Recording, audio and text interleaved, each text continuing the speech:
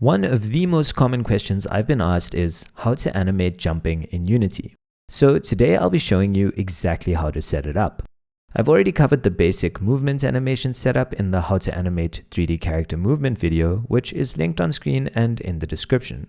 So I would advise watching that first if you're new to 3D character animation. A huge thank you to my patrons, Patrick Guai, Connor Beachy, and Bugra for your support this past month. You guys are the best and you keep me going.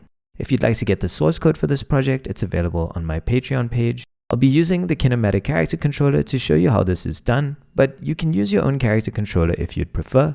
The underlying concepts will be the same either way. The Kinematic character controller is a free and very powerful character controller that's available on the Unity Asset Store. I have a full tutorial video showing how to set that up from scratch. A link will be on screen and in the description for you to check out if you're interested.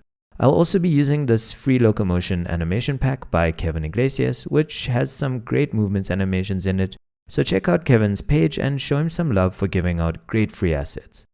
I'll put a link to that asset in the description, as well as an affiliate link to a sale that's currently going on, netting you a 95% discount on some awesome asset packs. Using my affiliate link helps me loads, so thanks to those of you who do.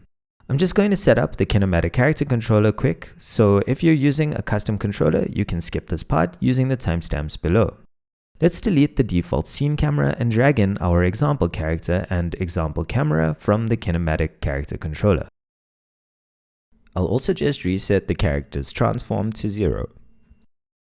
Then we'll create an empty game object called player, and to it we'll add an example player component. Then we'll drag in the character and character camera game objects to their respective slots. Then let's add two planes, one to act as the ground where the player will spawn, and then one below that to test that when the player walks or jumps off a cliff, that the falling animation plays as expected. I'll just time-lapse through adding these in real quick. I also created two materials of different colors so that we can differentiate between the two ground planes. I'll test it out quick to make sure everything is working. Cool, looks good. Next, I'll expand out the example character controller and delete the default capsule character that is a child of the meshes game object. Then I'll drag in the basic motions dummy model. This dummy model already has an animator component attached to it and is already set up as a humanoid. If you're using a different model and set of animations, make sure to set them up as instructed by the creator of the assets. But usually you want to be making use of Unity's Mechanism animation system so that you can retarget all your animations to the same character model based on the avatar. I discussed this in detail in the How to Animate 3D Character Movement video I mentioned earlier, so be sure to check that out if this doesn't make sense to you. Next, let's create a folder called Animations in our Asset folder. And inside of that, we'll create a new animation controller. We'll call it Character Animator. We'll just drag the character animator into our dummy model's animator component, and then we'll double click it to open it up. We're going to create three parameters that we'll use to manage our character's animation states. Firstly, we'll need a bool parameter. We'll call it jump requested. We'll set this when the player jumps. Next, we'll need another bool parameter called is grounded. We'll set this based on the current grounded states of the character.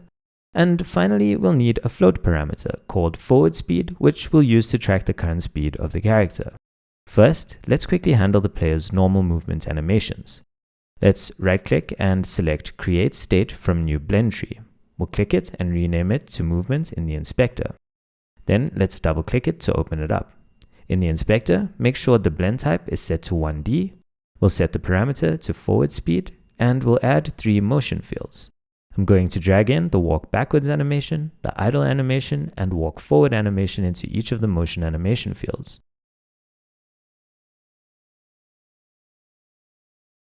Then disable the automate thresholds option, and then for the walk backwards threshold, I'll set the value to -1. For the idle, set it to 0, and for the forward animation, set it to 1. This will blend our animation from idle to walking forward and backwards when the forward speed parameter values change. Cool.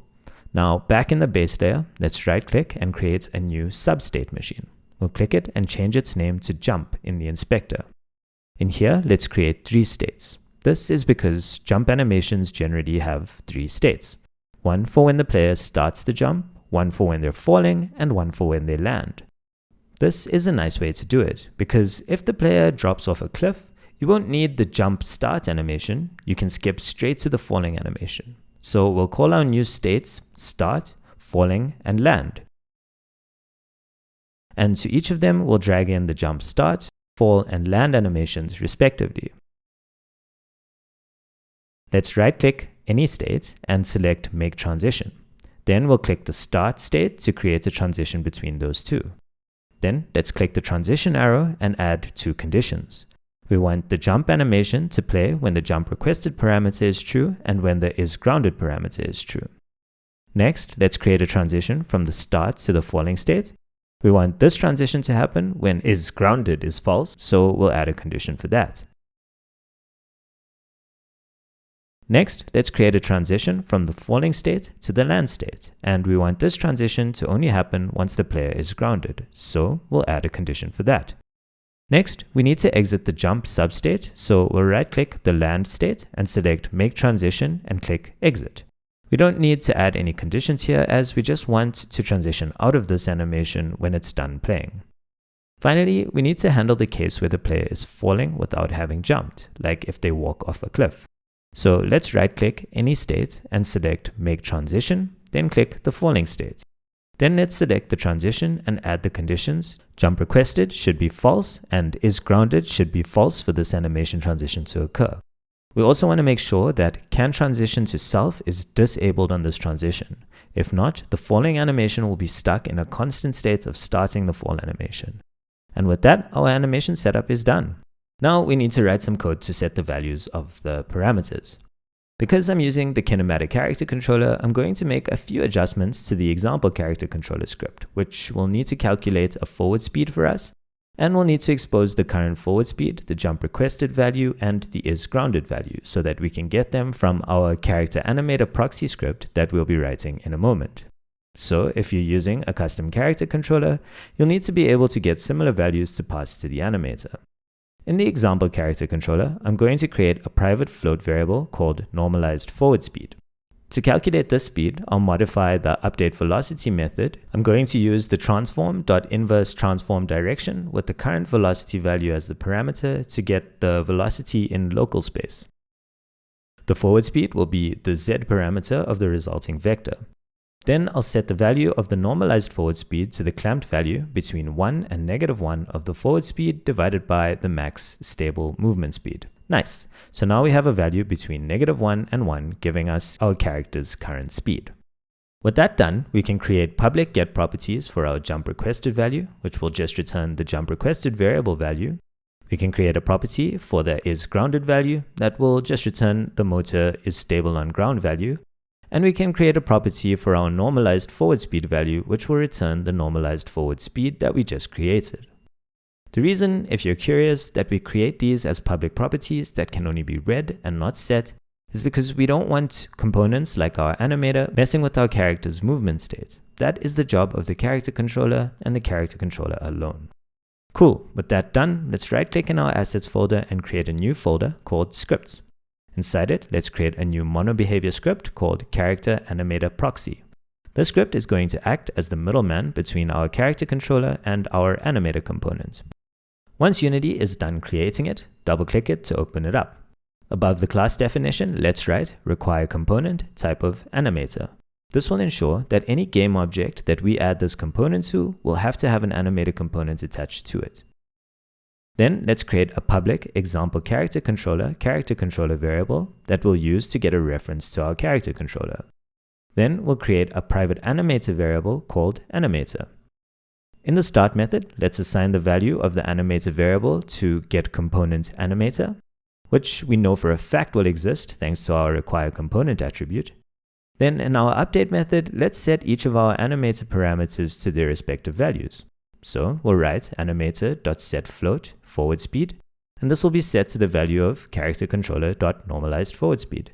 Then we'll write animator.setBull is grounded to characterController.isGrounded. And finally, we'll write animator.setBull jump requested to characterController.jumpRequested. Let's save our script and head back to Unity. Now, on our dummy model game object, let's drag in our character animation proxy script, and we'll just drag in the example character into the character controller slot. Let's hit the play button and see if everything works. Cool, so now when we walk around, the player blends from idle to walking. Then when we jump, the player plays the jump start animation, followed by the fall animation, and finally the land animation. And if we walk off a cliff, the player loops the falling animation until they land. I'm not really happy with how long it takes the player to transition from the falling to the land animation, and it kind of makes it look delayed when they land. This is because the animation setup we currently have forces the current loop of the falling animation to complete before transitioning to the next animation. We can stop this from happening by disabling the has exit time option, which will allow the fall animation to stop as soon as the transition conditions are met. And now when we hit the play button, the transition between falling and land happens much faster and the animation looks way smoother. With that, everything is working. Let me know if there are any other tutorials you would like me to make. I'm on a tutorial creation grind. So thanks so much for watching, and I'll catch you on the next one.